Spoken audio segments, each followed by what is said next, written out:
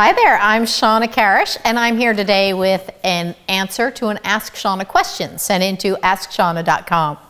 The question is, how do you get your horse to back away from you about 10 feet or further? Okay, and this is actually something I'm working on a bit with Bugs on my Bugs blog, which is at shawnakarrasch.com, all part of the same website. So there's some videos that can actually kind of go with this.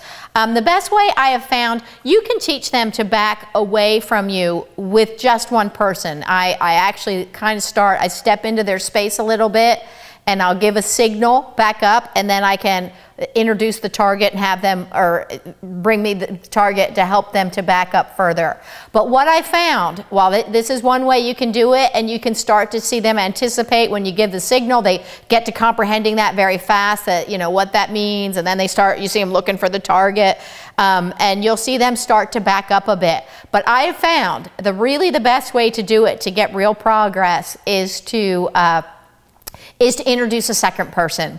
So it seems like what part of the problem is they get kind of focused on you and wanting to be with you. So I found the fastest way and the best way to do it, because I've taught this over and over again, is to introduce a second person with a target, so they start having them walk away with a target. And you'll see a little resistance at first because they want to stay with your person. But in order to get the really long backup like Mint does, where he'll go to the end of a 100-foot ring and keep going, you know, and turn the corner, the best way to do it is to introduce that second person, so they start trusting that they can go away from you and still have the that they you know, and it takes a little bit, but they start thinking, okay, it's okay, I can back away from you, and they realize the distance between you is part of the behavior. So that is the very best way to get the further backups.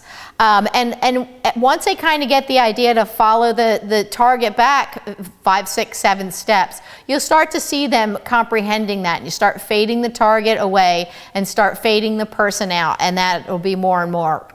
And sometimes you'll see what they'll start to do is start to back up like 5 or 6 steps. Then you can have the person kind of come in before they stop, but you know, kind of come in at like the 5th step and keep to guide them going further and further back.